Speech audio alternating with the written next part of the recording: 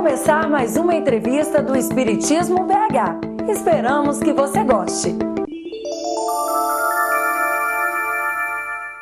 Espiritismo BH tem a satisfação de receber o nosso querido companheiro Haroldo Dutra. Hoje ele veio aqui nos conceder uma entrevista sobre o tema O Advento do Espiritismo para a Humanidade. Tudo bem, Haroldo? Tudo bem, Marcelo. Haroldo, o Espiritismo não chegou à Terra por uma só voz, mas por muitas. Podemos considerar esta uma estratégia dos planos superiores sob o comando de Jesus? Sim. E essa questão, na verdade, Marcelo, pode ser vista sob dois ângulos diferentes. Num primeiro ângulo, nós encontramos no início do livro A Caminho da Luz, ditado por Emmanuel e psicografado por Francisco Cândido Xavier, uma revelação de que a coordenação do nosso sistema solar está nas mãos de uma pleiade de espíritos superiores, espíritos puros, da qual Jesus é um dos membros divinos. Isso nos deixa já de pronto uma grande lição. Teremos que aprender a trabalhar em grupo, em pleiade. E não poderia ser de outra forma a revelação da doutrina espírita, senão por uma pleiade. Essa pluralidade, esse número enorme de espíritos que contribuíram com a sua experiência, com a sua sabedoria, com a vivência deles, faz com que a doutrina seja uma doutrina rica, com muitos ângulos, porque cada espírito trazia uma vivência específica. Vamos imaginar Santo Agostinho, Fênelon, próprio João Evangelista e tantos outros viveram em ambientes diferentes, em épocas diferentes e trouxeram a sua experiência pessoal para engrandecer, para enriquecer a revelação espírita. Então esse é um primeiro ângulo. Num segundo ângulo, nós podemos pensar a doutrina espírita sendo trazida por diversas vozes da seguinte maneira. Sabemos que o Espiritismo é a terceira fase da revelação da lei divina. Ora, Deus é perfeito. Perfeito, soberano e infinito. Se Ele é infinito em sabedoria e em amor, os caminhos, as etapas que nós temos que percorrer para chegar a Deus são infinitas. Portanto, quanto mais ângulos, quanto maiores forem as perspectivas, quanto maior o número de abordagens da lei divina, mais completa será essa apreciação. Não podemos ter apenas um ponto de vista. É preciso um conjunto. Porque uma criatura só, por mais superior que ela seja, não consegue abranger o Criador e a lei divina em toda a sua pujança, em toda a sua grandeza. É preciso um conjunto de pontos de vista. É mais ou menos aquela história do elefante, né? Colocaram um elefante e cada um apalpou o elefante, um na lateral direita, o outro na lateral esquerda, o outro atrás, o outro na frente. E cada ângulo que você encara esse elefante revela um detalhe sobre esse elefante. Isso é que é o bonito da doutrina espírita. Esse conjunto de espíritos, cada qual enfocando um aspecto específico e contribuindo para uma abrangência da doutrina, que é uma abrangência extraordinária.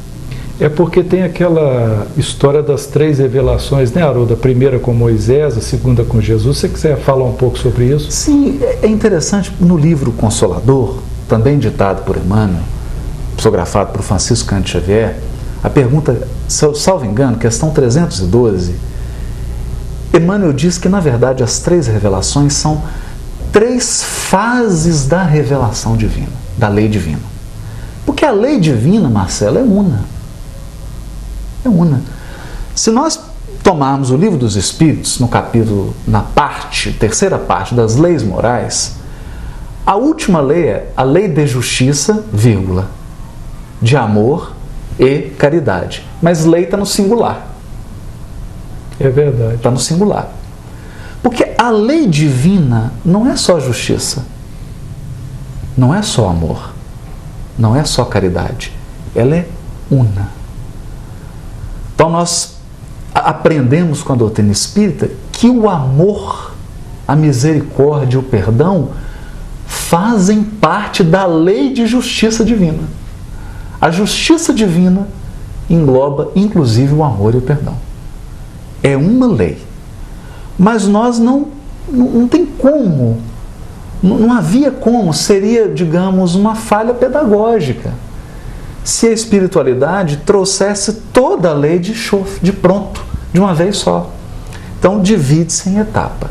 Tivemos um primeiro estágio da revelação da lei divina, onde as bases da lei divina são trazidas por Moisés e por outros missionários que encarnaram na nação hebraica. Depois temos a figura central de Jesus, que é o governador espiritual do orbe, revelando aqueles aspectos centrais da lei divina, que é o amor, a misericórdia, o perdão, a bondade. E depois a doutrina espírita, trazendo aí uma terceira fase. Agora uma abordagem no sentido da reflexão, do entendimento, da meditação sobre a lei divina. É como se nós agora tivéssemos maturidade intelectual para refletirmos sobre a lei divina. Para perscrutar um pouco mais, né? Para entrar mesmo a fundo. Então são fases. E à medida que a evolução vai prosseguindo, nós vamos alcançando outros aspectos também da lei divina. Porque a lei divina é inesgotável, como o próprio Deus. Ou seja, nem tudo está revelado. Nem tudo. Tem muito ainda para a gente saber. É o que nós falamos, essas etapas que nos conduzem a Deus. Porque se nós chegássemos em Deus, seríamos como Ele. Isso é impossível. Só Deus é perfeição absoluta, só Deus é bondade absoluta, só Deus é amor absoluto. Nós sempre estamos em jornada. Sempre estamos no caminho que conduz a Deus. Isso é importante. E é um caminho infinito, graças a Deus. Graças a Deus. Senão a evolução não seria saborosa. Exatamente. E nós podemos afirmar que o Espiritismo surgiu no tempo certo, ou seja, Jesus poderia ter antecipado as suas bases? Jesus, como governador espiritual do orbe, investido de responsabilidades que nós não somos nem capazes de avaliar, evidentemente, com a permissão do próprio Deus, poderia alterar o planejamento. Mas nós não acreditamos nisso. Porque a sabedoria de Jesus é tão grande e a sabedoria dessa pleiade que governa o sistema solar é tão grande que eu não acredito em falha de planejamento. E eu me recordo, Marcelo, de ter lido no Brasil, Coração do Mundo, Pátria do Evangelho, uma frase que é uma palestra que Ismael dá para alguns espíritos que iriam reencarnar na França e posteriormente no Brasil com a missão de desenvolver o espiritismo.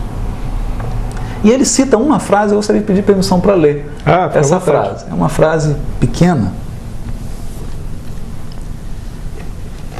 Isso está... Essa reunião de Ismael com esses espíritos, e um desses espíritos era Bezerra de Menezes. Acabaria se reencarnando no Brasil e tendo o nome de Bezerra de Menezes. Essa reunião se deu por volta de 1822, 1827. Ismael inicia a reunião dizendo o seguinte: irmãos, expôs ele, o século atual, como sabeis, vai ser assinalado pelo advento do Consolador à face da terra.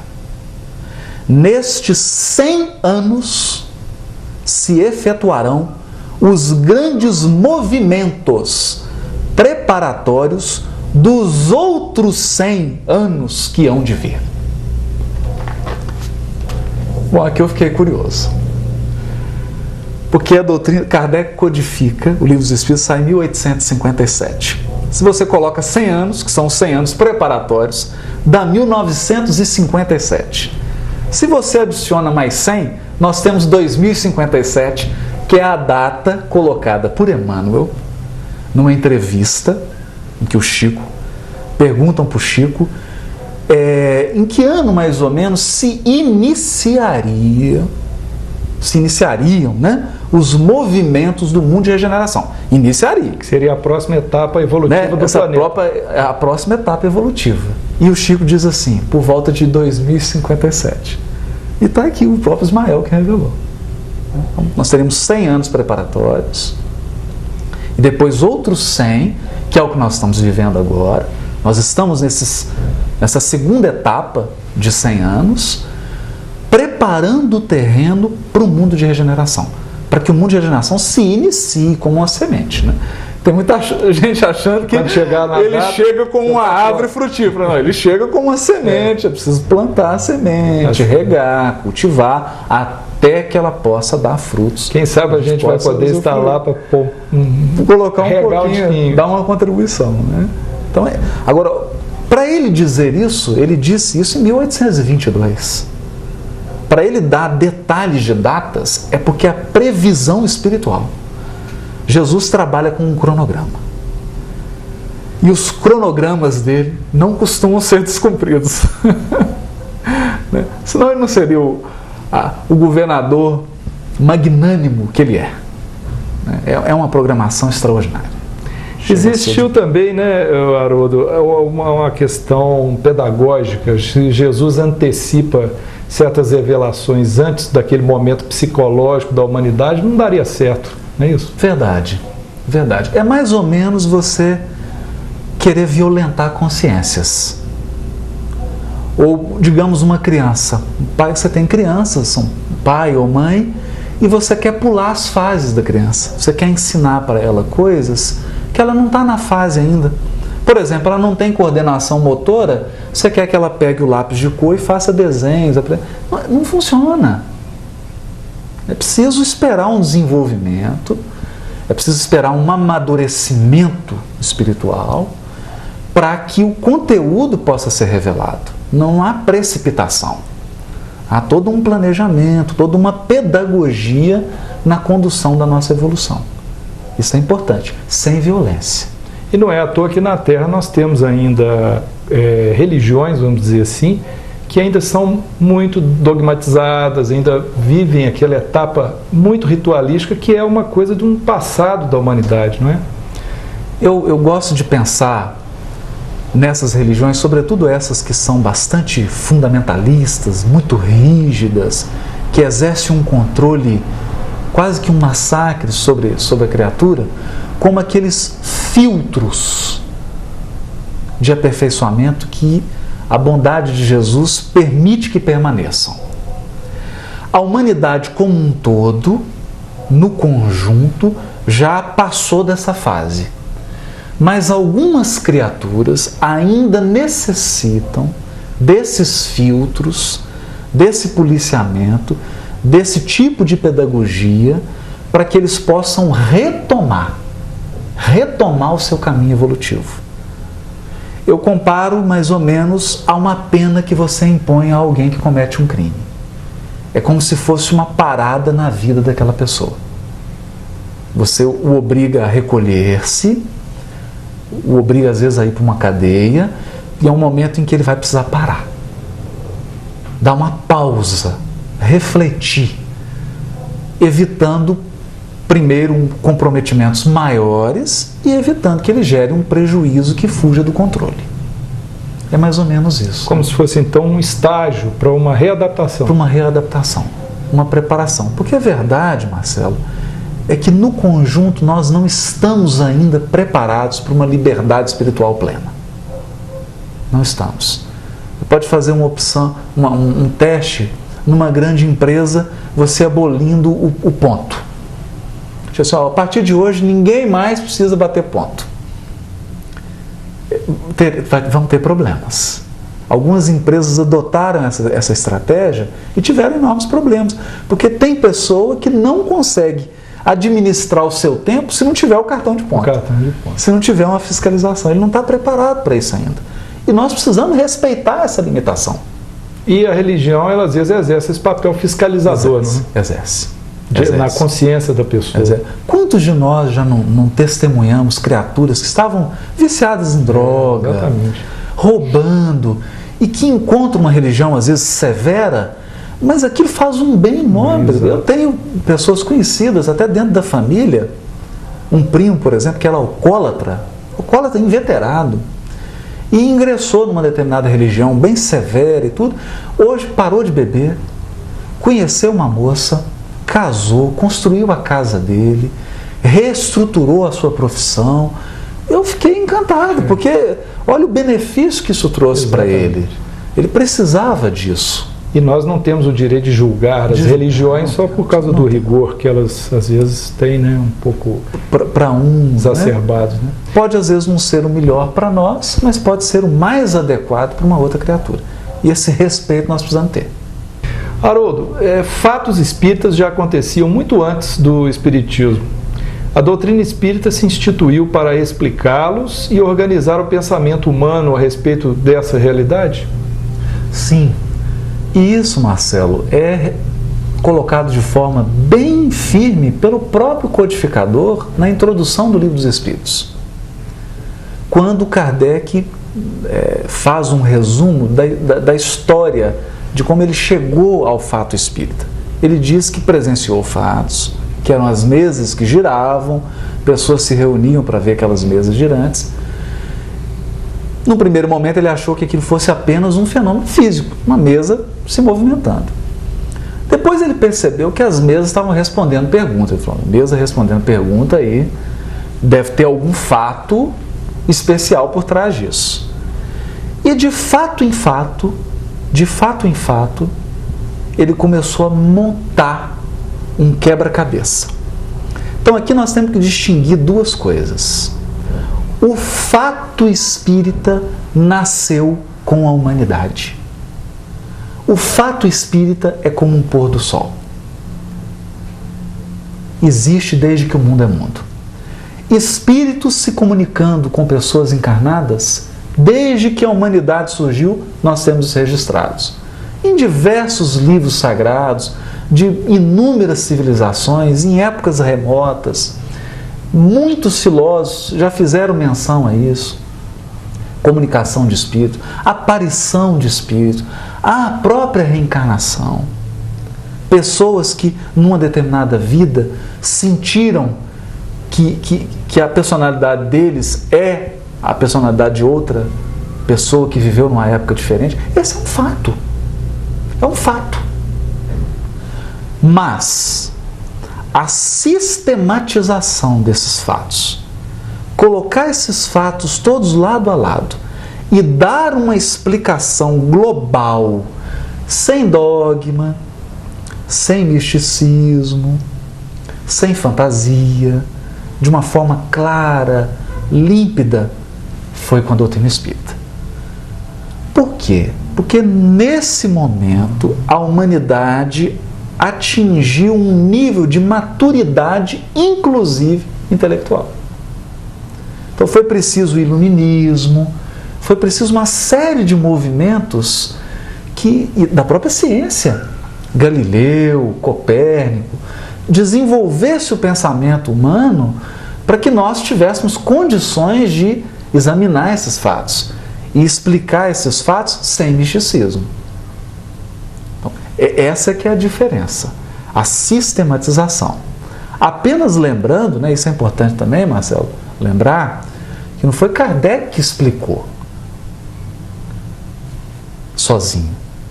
Ele submeteu os questionamentos aos espíritos. E foram os espíritos que explicaram os fatos. Ele apenas eu digo, né, para não haver mal entendido. Para não haver mal entendido, não desmerecendo a grandeza do trabalho do codificador, que é extraordinário. Mas ele sistematizou. Ele colocou de uma forma pedagógica. Aí entrou aquele espírito pedagógico do codificador. Toda aquela experiência que ele teve com Pestalozzi, essa experiência na educação, ele utilizou para que a informação viesse de uma forma didática. Organizada, né? Gostosa de ser lida, isso, em sequência, com uma ordem. Colocou em ordem. Mas a explicação dos espíritos. Fato e explicação. Fato e explicação. O fato espírita é inegável. Inegável. É como eu disse, é um pôr do sol, desde que a humanidade existe. Haroldo, e quais foram as mais profundas modificações que emergiram no pensamento religioso da humanidade com o advento do Espiritismo? Marcelo, depois de muito refletir sobre isso, eu penso que a doutrina espírita traz uma ampliação tão grande da nossa perspectiva, do nosso ponto de vista religioso, sem igual na história da humanidade. Por quê? Se nós vamos voltar lá antigo, o homem das cavernas, né, o primata, vivia em cavernas e caça. O que ele fazia? Considerava a chuva um deus, o trovão era um deus. Qualquer fenômeno da natureza que fosse superior a ele, o mar, tudo que causa aquele espanto, ele achava que era um deus. E a religião era uma religião tribal.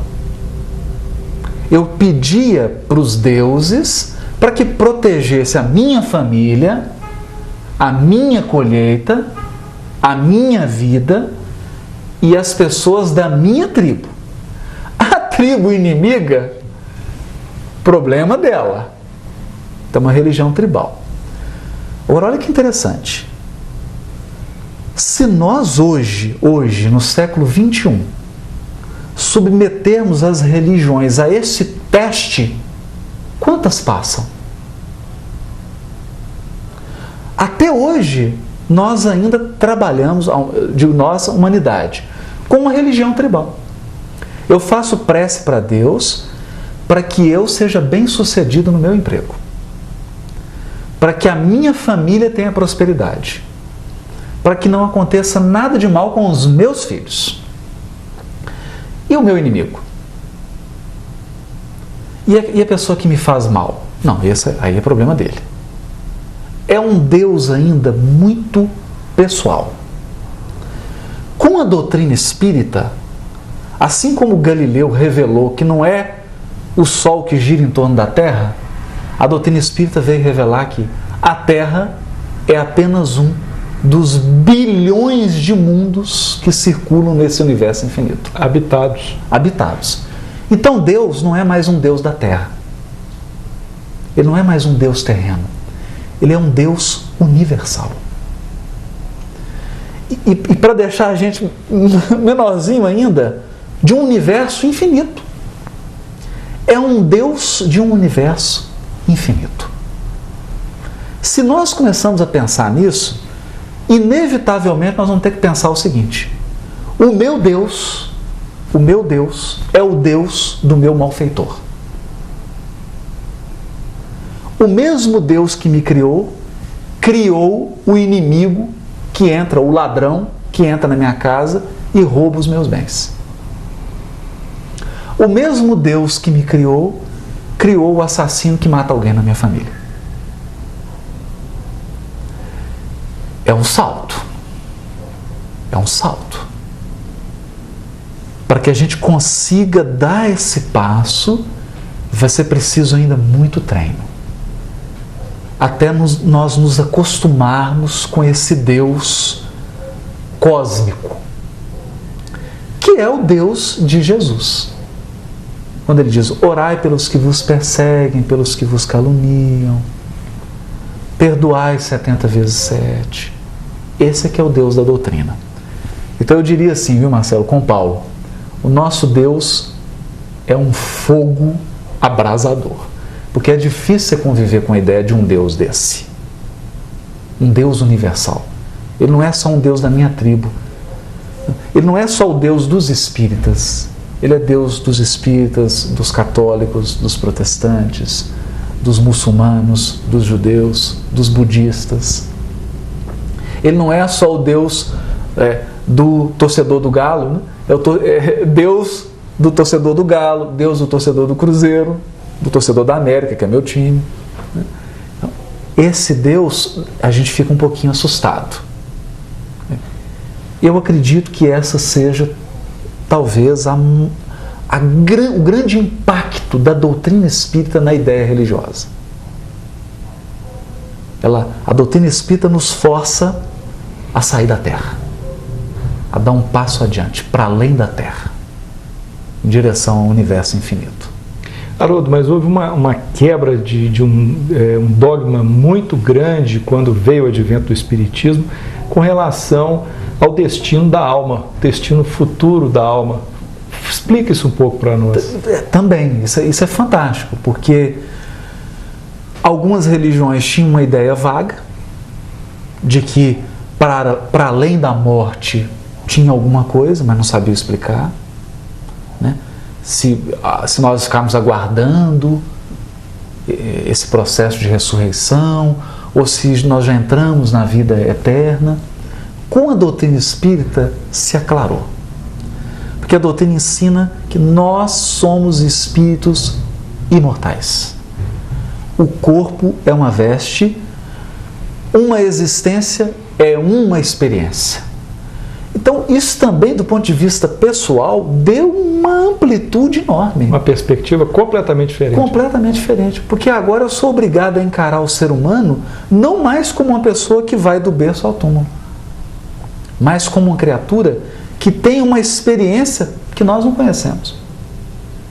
Nós não somos capazes de mensurar quantas vidas teve uma determinada criatura. Nós não temos acesso a isso.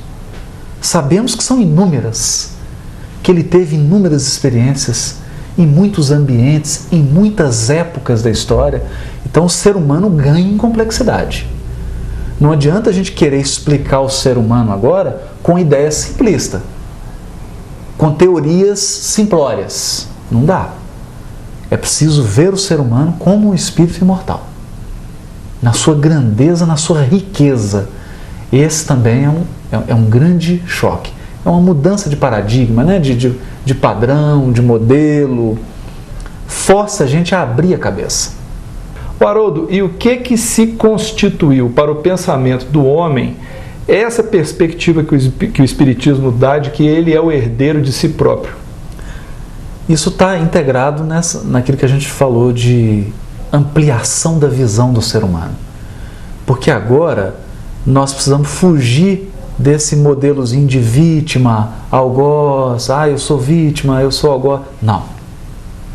Nós somos os responsáveis pela construção de nós mesmos. Nós somos herdeiros de nós mesmos. Então, todos os seus hábitos ruins que você acalentou ao longo de muitas vidas, eles voltam agora. E todas as virtudes que você cultivou ao longo de muitas vidas, volta agora. Não tem mais aquela perspectiva de eu nasci com um dom, foi me dado um presente, uma facilidade. Não. Você construiu essa facilidade pela sua dedicação ao longo de muitas vidas. Da mesma forma, os defeitos. Somos nós que construímos. O resultado, nós hoje somos e vivemos aquilo que plantamos no ontem. Numa sequência de encarnações, numa sequência de vidas. Graças a Deus, a misericórdia divina atua nesse processo, porque não é um processo mecânico. A misericórdia divina atua dando possibilidades, abrindo oportunidades, colocando pessoas do nosso lado, no nosso caminho, que nos ajudem a sair dos embaraços que a gente entra. Esse é o papel da misericórdia. É como se fosse o cheque especial. Porque senão fica uma visão muito matemática. Você fez isso, agora você vai colher. Você plantou um saco de limão, agora você vai ter que chupar um saco de limão. Não, não é essa matemática. Entra a misericórdia nesse processo. Mas o certo é que você não pode alimentar uma expectativa de querer comer maçã ou chupar uva se você plantou limão. É preciso ter essa sensibilidade de que o presente nos devolve, nos traz de volta aquilo que nós nos dedicamos, aquilo que o nosso coração se afeiçoou ao longo de muitas vidas.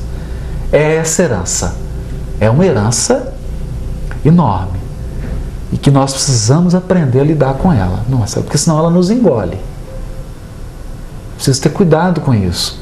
Hoje é preciso ter força de vontade, é preciso ter propósito firme, ter objetivo, para que o passado não nos paralise, senão você fica paralisado no passado. O passado tem que ser utilizado como uma experiência. É mais ou menos um motorista. Você olha para frente, de vez em quando você dá uma olhada no retrovisor. Não tem como ignorar o passado, mas você não pode dirigir olhando só para o retrovisor. Aí seria um equívoco enorme. Mas você diria que o esquecimento do passado, então, causa essa angústia da criatura estar vivendo um reflexo do seu pretérito sem saber por quê? Se nós formos pensar assim de uma forma superficial, Marcelo, o esquecimento do passado parece uma angústia. Mas se nós pararmos para fazer uma meditação assim, longa sobre esse assunto, nós vamos chegar a uma conclusão inevitável. O esquecimento do passado é uma bênção. Por que é uma bênção? Porque não há evolução, não há crescimento humano sem espontaneidade. E se você tiver acesso a todo o seu passado, a todas as circunstâncias que envolvem o seu crescimento, você perde a espontaneidade. Eu diria que a lembrança total do passado, ela nos paralisaria por completo. Ela nos deixaria massacrado e emocionalmente esgotados. É como quando você comete um grande erro, você faz uma grande bobagem e fica lembrando daquilo. Você fica emocionalmente esgotado. Fala, meu Deus, por que eu fiz isso? Eu devia ter feito isso. Você fica remoendo. Você imagina milhões, bilhões de erros vindo à sua memória e você rememorando isso. É um esgotamento emocional completo. Completo. Nós agiríamos como se fôssemos múmias, robôs. Você seria bom por constrangimento. Você faria caridade, trataria bem uma pessoa por constrangimento de ter prejudicado essa pessoa. E não é essa a proposta de Deus. A proposta de Deus é sim o amor, mas o amor espontâneo. O amor porque você quer dar. O amor porque você dá com gosto, com vontade, querendo dar. E essa espontaneidade não é possível sem esquecimento do passado. Não é possível. Haroldo, e outra coisa, mudando um pouco de assunto, é incontestável a despreocupação do Espiritismo como doutrina com o proselitismo e com a conversão. Por quê? O proselitismo, entendendo como essa tendência humana, não é a tendência de uma ou outra religião. O proselitismo é uma tendência humana. Nós queremos trazer as pessoas para o grupo que a gente se sente bem. Então, se você torce para um time, naturalmente você quer que todas as pessoas torçam para o seu time. É um proselitismo. Buscar os adeptos. Né? Querer adeptos.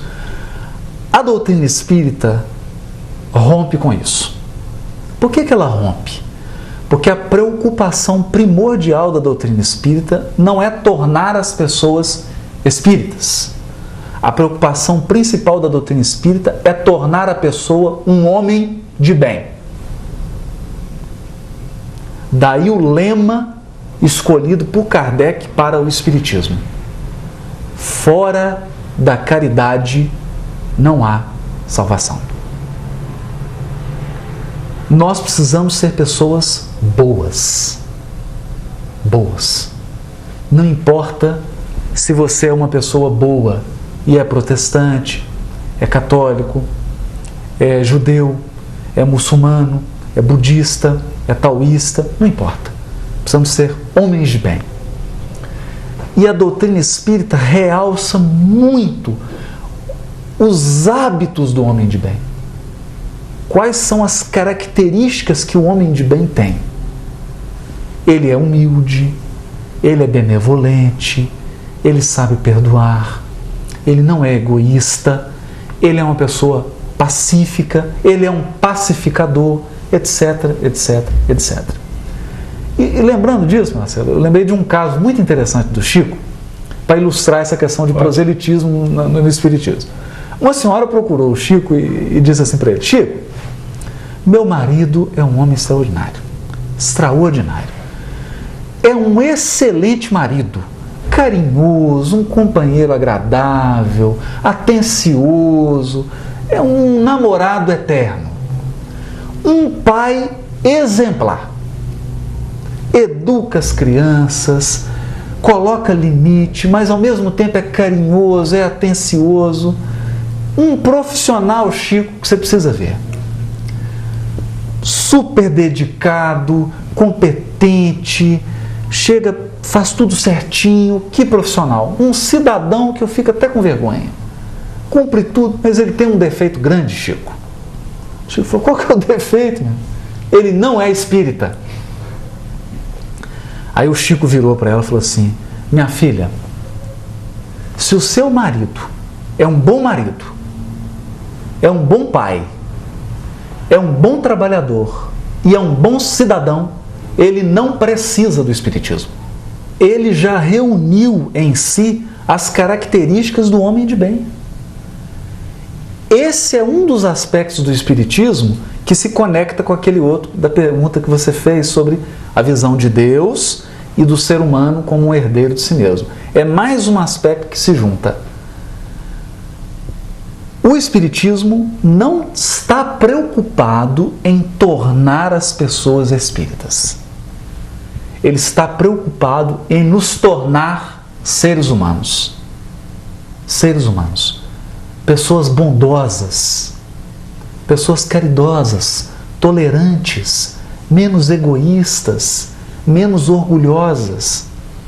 Emmanuel tem uma frase linda, ele diz assim: imagina o que seria a Terra se cada pessoa contribuísse para o edifício da humanidade, para a construção da humanidade. Se cada um se posicionasse no seu posto de serviço. Não precisaria justiça. Eu não teria nenhum pai que abandonaria a família, não teria nenhuma mãe que abandonaria filho, não teria ninguém roubando propriedade de ninguém, não teria ninguém explorando o outro, ninguém explorando ninguém. Todos estaríamos fraternalmente unidos, cada qual, de acordo com as suas potencialidades, contribuindo para o progresso da humanidade. Seria o paraíso. Eu acho que não ia precisar nem existir dinheiro. O que você acha? Verdade.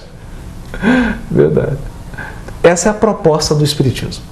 Fora da caridade não há salvação. Mas não caridade, aqui, Marcelo, é bom dizer isso. Caridade como está no Livro dos Espíritos.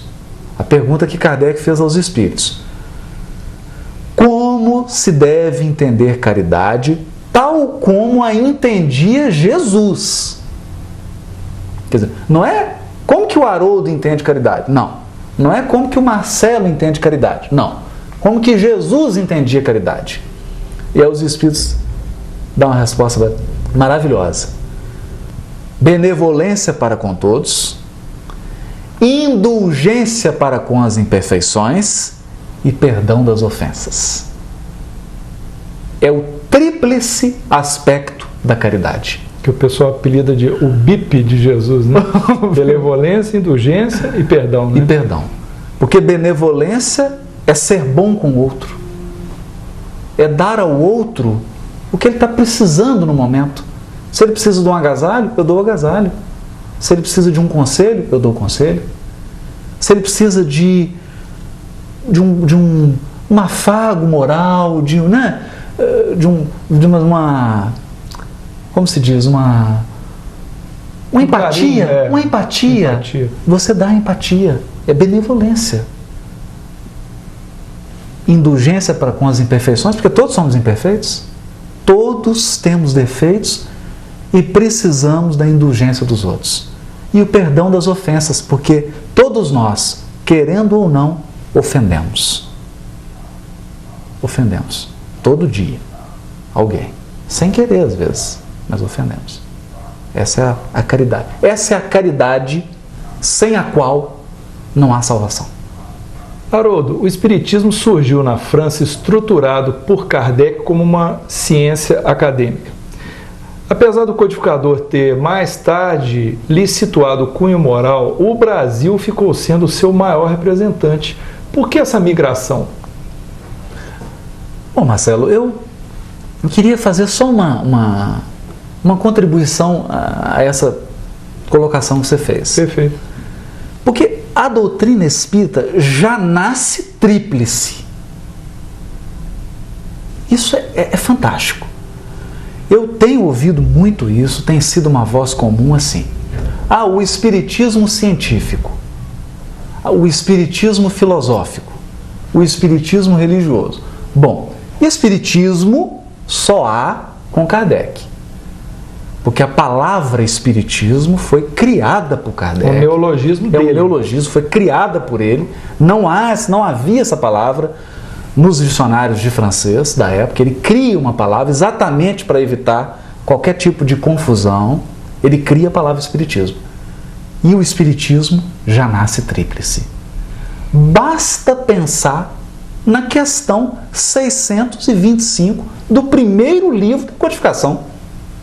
Qual o tipo mais perfeito que Deus tem oferecido aos homens para lhes servir de guia e modelo? E os Espíritos respondem: vede Jesus.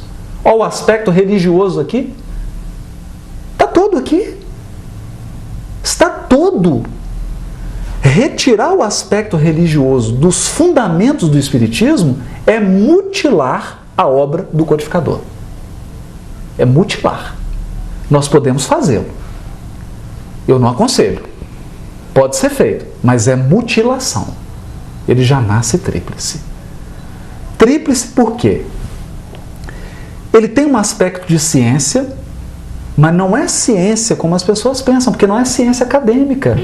Tanto que Kardec afirma no item 7 da introdução do Livro dos Espíritos: o Espiritismo não é da alçada da ciência. O que ele está querendo dizer com isso? Quando ele diz que o Espiritismo é ciência, é no sentido que ele dá a palavra ciência.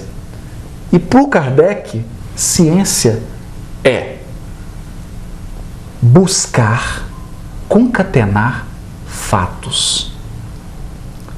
Toda vez que nós vamos em busca de fatos, nós estamos fazendo ciência espírita. Fatos. O fato espírita que você mencionou. Então, toda vez que eu pesquiso, está ocorrendo um fenômeno curioso, parece que o espírito está se manifestando na tal região do Brasil. Se eu vou lá, examino aquele fato, converso com as pessoas, ouço as pessoas que presenciaram aquele fato, isso é ciência espírita. Porque isso é exame do fato espírita. Quando eu recolho esses fatos, ou quando eu abro o Livro dos Espíritos e faço uma leitura meditada, eu estou fazendo filosofia espírita. Estudar o Livro dos Espíritos é fazer filosofia espírita, porque é refletir sobre as questões respondidas pelos Espíritos. Agora, olha que interessante, Marcelo. Toda vez que eu vivo, toda vez que eu aplico na minha vida o Evangelho de Jesus, eu estou fazendo religião. Por quê? Religião espírita. Kardec, na Revista Espírita, muita gente diz assim: Kardec não se manifestou se o Espiritismo tinha um aspecto religioso. Engano. Revista Espírita, 1869, há um artigo de Allan Kardec intitulado O Espiritismo é uma religião? Um artigo extraordinário. Eu não vou contar, porque eu quero que o público fiel que assiste Espiritismo BH vá à Revista Espírita, 1869, e procure esse artigo e leia. O Espiritismo é uma religião? E o que o Kardec trabalha? É uma religião, mas não no sentido convencional da palavra. Porque no sentido convencional, o que é uma religião? Um local físico para se reunir, uma estrutura hierárquica de sacerdotes e um culto feito de rituais. Se você fala religião, a primeira coisa que vem na cabeça das pessoas é isso. Bom, a doutrina espírita não precisa necessariamente de um espaço físico, porque você pode vivenciar o espiritismo mesmo que a pessoa não tenha uma casa espírita para frequentar. Vamos imaginar, Marcelo, um doente. Está de cama, o médico aconselha não pode se levantar da cama e ele pode viver a doutrina espírita todos os dias, sem precisar ir a uma casa espírita. Nós não temos uma estrutura hierárquica obrigatória. Temos casas, temos evidentemente administradores, temos um movimento federativo, mas não uma estrutura obrigatória que coloque casas espíritas numa relação de subordinação. Não. As casas espíritas estão unidas numa relação de unificação, não de subordinação. E nós não necessitamos de rituais. Mesmo assim, o Espiritismo é uma religião. Quando o Espiritismo é uma religião? Quando eu vivo o Evangelho na minha vida, na minha casa, no meu trabalho, na rua, na casa espírita. Toda vez que eu perdoo alguém, eu estou praticando religião espírita. Toda vez que eu sou humilde, eu estou praticando religião espírita. Porque é religião no sentido de religar o homem a Deus. E como que eu posso, Marcelo, me religar a Deus não sendo bom? Como eu posso me religar a Deus maltratando os meus irmãos que são filhos de Deus? É esse o sentido religioso da doutrina espírita. O sentido de vivência, de leis morais, leis de conduta, vivência prática. Eu diria que já era assim no cristianismo. No cristianismo puro já era assim. O cristianismo puro é a religião do comportamento, não a religião do ritual, não a religião do dogma, da teologia, da crença, da estrutura física, da estrutura eclesiástica. Não. O cristianismo de Jesus é a religião do comportamento. Assim também o Espiritismo, que é o cristianismo redivivo, é a religião do comportamento, do ser bom, do me aproximar de Deus através da incorporação da bondade divina na minha vida. Isso é religião espírita. Por isso, é impossível entender doutrina espírita senão nesse tríplice aspecto. Assim como é possível entender um tripé se faltar um pé. Se faltar um pé não é tripé. Doutrina espírita, se faltar um dos aspectos, não é espiritismo. Precisa dos três aspectos. E o Brasil, o Brasil representa um projeto da espiritualidade. Por quê? Estava muito difícil para a espiritualidade trabalhar essa ideia de religião do comportamento na Europa. Porque a Europa esgotou-se do ponto de vista emocional com as religiões. A Europa viveu tantas guerras, tantas mortes, tantas perseguições, tantos massacres, que quando você fala religião, a pessoa arrepia. Ela sente um medo. Como que a espiritualidade ia trabalhar essa ideia maravilhosa, universal de religião do comportamento num lugar em que as pessoas estão machucadas, em que elas estão doloridas, estão sofridas? O que a espiritualidade resolveu fazer? Inaugurar um novo mundo, a América, sobretudo o Brasil, e aqui reunir inúmeros corações. Pessoas da Itália, da França, da Inglaterra, dos mais diversos países, da África.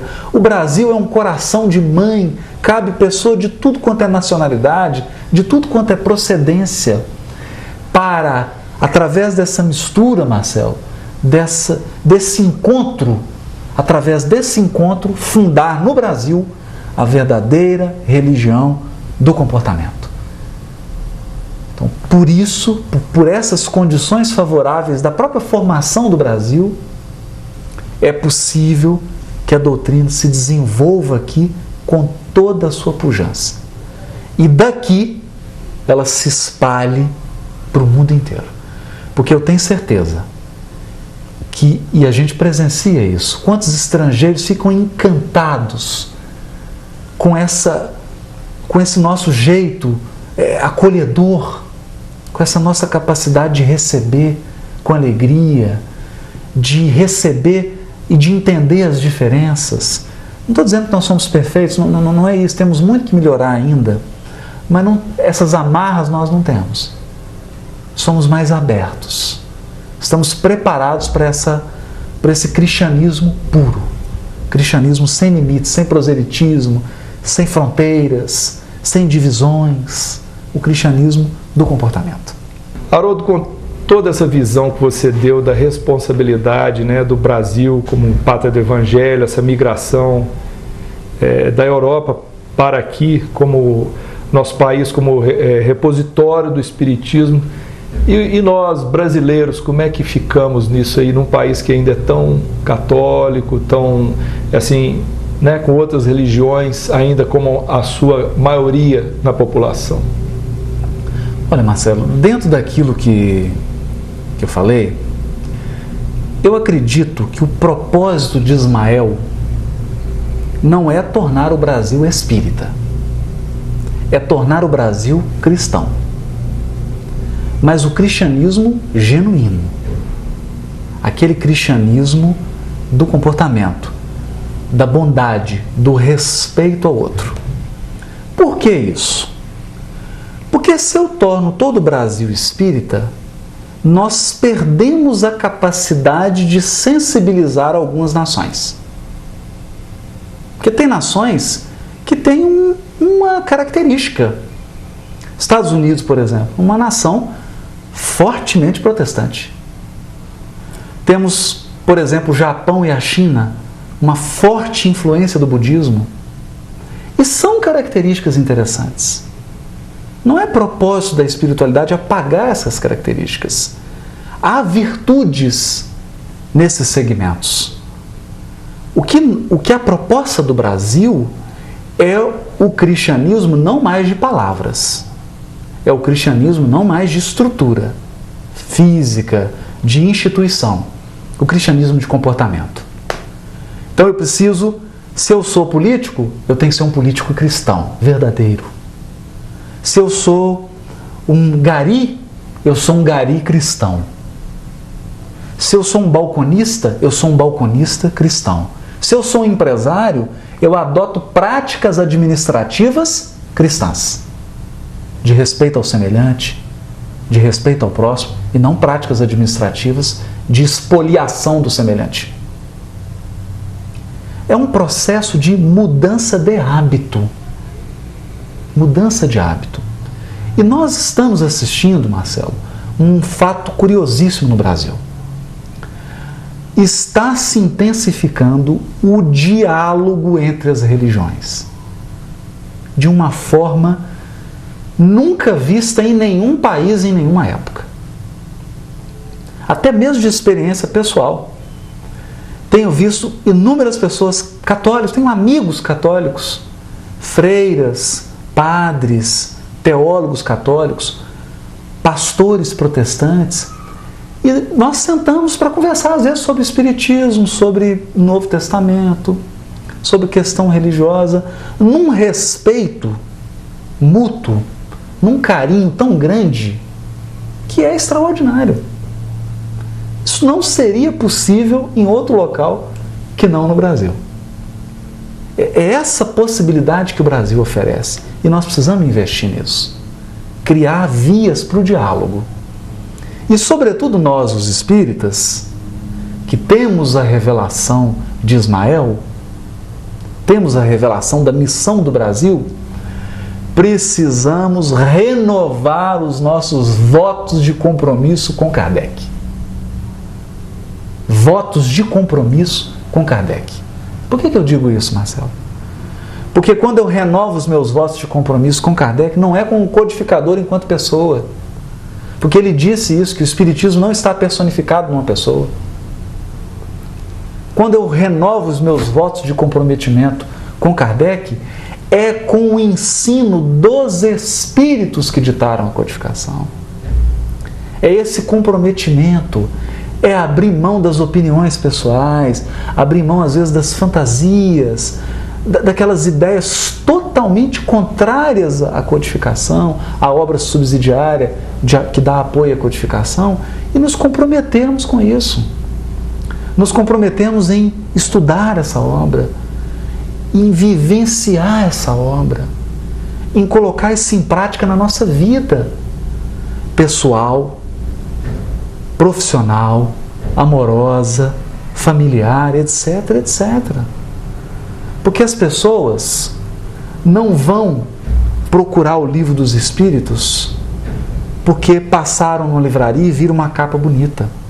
As pessoas vão procurar o Livro dos Espíritos quando encontram alguém que as comove. Quando elas encontram alguém e falam assim: meu Deus, o Marcelo é uma pessoa boa, ele é tão diferente, ele tem umas ideias assim tão diferentes. Marcelo, o que você acredita? Então, ela fica tão sensibilizada com o seu comportamento que ela vai te perguntar em que você acredita. E aí que você vai mostrar o Livro dos Espíritos para ela.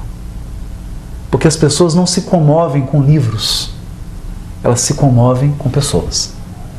Elas se comovem com vidas. Por isso Jesus não escreveu nada, Marcelo. Não escreveu nada. Ele viveu. Viveu. O Evangelho não é um livro, é uma vida. É a vida de Jesus. Da manjedoura ao Calvário. É uma vida e por isso que comove a todos nós e por tanto tempo. O que você acabou de falar, Haroldo, é aquela questão da força do exemplo pessoal. A força do exemplo. A força. Isso é o que... Eu comparo assim. Vou dar um exemplo. Digamos que um grupo de pessoas ganha um pacote, uma promoção, uma viagem para o Chile, para as montanhas geladas do Chile. E você chega no pé da montanha e tem um guia chileno. E o guia então faz uma palestra para aqueles ganhadores do prêmio da viagem. Ele fala assim: olha, nós vamos subir essa montanha, é uma vista maravilhosa e eu aconselho a todos que coloquem o agasalho mais pesado que tiverem, porque lá é muito frio. Ele acaba de falar isso e você olha para o guia e ele não está de agasalho. Você coloca. Você vai ficar em dúvida. Ele está dizendo que tem que colocar o agasalho, mas ele é o guia, não está de agasalho. Você coloca em dúvida? Você fala: tem alguma coisa de errada? Tem alguma coisa errada nessa história. Agora, se o guia diz assim: coloque um agasalho pesado, porque lá faz muito frio, e coloca a primeira blusa, coloca a segunda, coloca a terceira, coloca a luva, coloca cachecol, você fala: realmente faz frio. Porque se esse guia está colocando tanta blusa, se ele está colocando tanta coisa, lá faz frio mesmo, eu vou colocar. Eu não vou me arriscar. Essa é a característica do exemplo. Essa é a força do exemplo. É o que nós falamos do cristianismo de comportamento. Religião do comportamento. As pessoas vão se comover pelo seu comportamento. Não pelo que você fala, pelo que você diz acreditar, pela sua teologia, pelos seus dogmas. Não. Não é isso. É o que você vive. Bom, Espiritismo BH agradece de coração aqui a presença amiga do nosso querido Haroldo. E tá com você a palavra, Haroldo, para a sua despedida. Marcelo, eu queria agradecer a oportunidade, porque o quanto que é importante o diálogo entre nós espíritas, a conversa fraterna, amiga.